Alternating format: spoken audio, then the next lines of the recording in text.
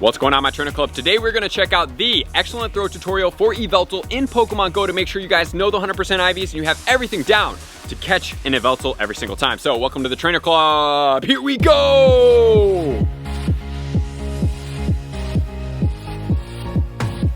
Welcome back, everybody. Let me know in the comments below, are you guys excited about Yveltal in Pokemon Go? Because yes, it is out, obviously. Number one. Number two, it is very relevant in the Go Battle League. You guys did see my best of the best. I told you I was going to update you when it did switch over into the Go Battle League and see what PvPoke does rank it at. So in the Master League, there's going to be the Classic and the XL one, which is going to be the regular. So we do have it ranked 7 in the XL form with Snarl, Dark Pulse, and Focus Blast. And then in the Classic without the XL, it's going to have the exact same moveset and it's going to be ranked 3. So yes, it is very relevant in the Master League, guys. This Pokemon is incredibly good. So we want to catch as many as possible, especially if you're going to use it where you're going to need to XL it. We need to catch and get 296 candy to master that as well. So what we're going to do today is break down everything you guys need to know about catching Yveltal in Pokemon Go. So the first thing you do, as always, is know the 100% IVs. At level 20, everything, every condition, 2 conditions are going to boost it, but without those 2 conditions, it's going to be at level 20, 2160. But the 2 conditions that do boost it to level 25 are going to be windy weather because it's flying, and dark type, which is going to be foggy weather. That's going to put it at a level 25 at 2701. So those are the 2 ones to look out for. So here we go, guys, 100% IVs. If you do encounter it, make sure to take a breath. But as far as every single one, treat it exactly the same. You're going to set the circle, meaning you're going to push down on the ball and you're going to watch the circle go from big to small, and then you're going to wait for it to do an attack. It does the attack. It opens back up. It is kind of a medium-ranged Pokemon. It looks really big and it can appear close, or it looks kind of far and it can appear far. I underthrew it and then overthrew it my first couple times, which usually doesn't happen to me. This Pokemon did deceive me a little bit, and that did happen. So I want to make sure you guys know. So you watch the attack, you watch how long the circle is disappearing for, because it's going, it stops, the attack goes, it disappears, and then as soon as the attack finishes, the circle picks up and it continues shrinking from there. So we want to make sure that we're maxing out on this one completely to get all of the XL candy we can, and by doing that means we have to catch it. So then you're going to want to decide which circle size is best suited for you. It's either going to be a big great, a medium great, a small great, a big excellent, or a small excellent, and then you're going to want to time this. What I mean by that, as the circle size, as soon as you find out which one you want, you let go. This is going to be setting the circle. Do not touch it again until the Pokemon starts attacking. Not when it goes up and down, when it starts doing the attack. As soon as the attack starts, you pick the ball up, you start spinning it, and then you throw and release it. By doing so, it is going to go right at that Pokemon and hit it if it's done properly, which we are going to teach you in slow motion here in a second. The only way that it's going to need to be reset as far as the circle size goes, if you hold that ball too long, the attack goes, it finishes, and then you throw the ball after that's done, then you're going to have to resize that circle, and the circle lock trick will not work. So take your time, as always. Now let's get into the slow motion. Each and every time I'm going to break down the top and the bottom of the excellent throws for Yveltal, and whichever one feels most comfortable for you, I would suggest waiting, especially when they have a good one, that you want to do it with the most comfortable one that you have available. So let's get into it right now. Here we go, guys. Excellent throw tutorials for Yveltal in Pokemon Go. First thing we do, as always, is hold down the ball. We are setting the circle right now and checking the attack out. Check that attack out. That's exactly what we want. So here is going to be about the biggest, nice, almost biggest great throw. Here's going to be a little bit smaller of a great throw right here. We want to start getting it down, and then we're going to start dwindling it down a little bit more. This is going to be about the biggest excellent throw that you can get. Yes, each and every time that you do get a little smaller, it's going to get easier to catch. You're going to have a higher catch chance. It's going to be an excellent throw. A little bit smaller right there. It does get a tad smaller, but not really super important. So here we go, excellent throws right there. The attack is actually a little bit longer than I first anticipated. I thought it was going to be a little bit sooner as soon as it opened up its wings, but that's not the case. It does take a little bit longer. So here we go, and throw and release, and boom, right there it is.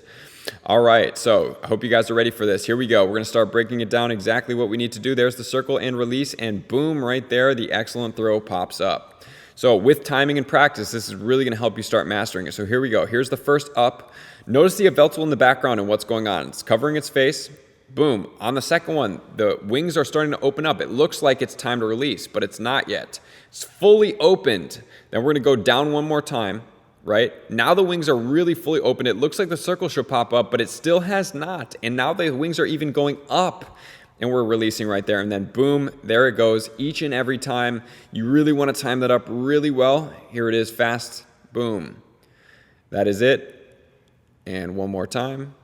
There it is. Nice. All right, now we're going to reflect it so anybody throwing in the clockwise manner can go ahead and hit that excellent throw just like that as well on Yveltal. All right, so that is going to be how you do it each and every time, guys. Make sure to take your time, take a breath, especially if it's a good one, and keep practicing. And if you guys please need to learn how to do a great curveball throw or curveball throws in general, please check out the video out here because it does matter, including which berry you use does matter as well. So let's take a break, and I'm going to break down the berry chart, the curveball throws, and everything that helps increase your chances for catching these legendary Pokemon. So let's check that out. We start at the very top with a normal throw, nothing onto it. It is a 2.17%. So I just wanted to make a quick note here that the pineapple berry is the exact same as using no berry because it does not have an increased catch rate bonus as do other berries. So the raspberry is a 1.5 times multiplier, the golden raspberry is a 2.5 times multiplier, and the silver pineapple, which is a newer berry, is a 1.8 times multiplier. So it is in between, not directly in between, but a little bit increased from a raspberry,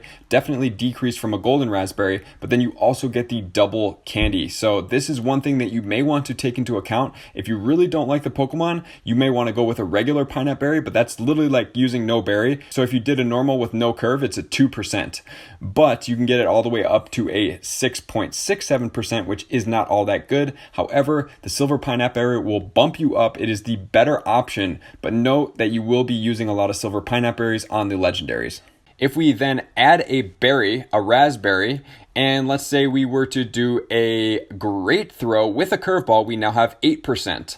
However, if you notice, the top left is going to be the least percentage chance of catching it. All the way to the bottom right is going to be the most chance. So the ultimate thing you can possibly do, that's why I teach you these excellent throws, is golden raspberry, curveball, excellent throw, because it's going to make the biggest difference. It's going to go from a top left 2.17% all the way to the bottom right of a 15.85%, almost 16%, which is absolutely mind-blowing, the difference, because you do this every single time. I'm telling you, you guys think like, oh, I caught it on a bunk throw, like, but all the bunk throws, you're not always going to catch it on. That could have just been like a glitch that like, hey, I didn't hit it, but I had a golden raspberry, right? I threw a curveball, so I'm at an 8.9%. That's pretty good compared to doing nothing with no berry at a 2.17%. So just with the golden raspberry and only a curveball, you're getting an 8.9%.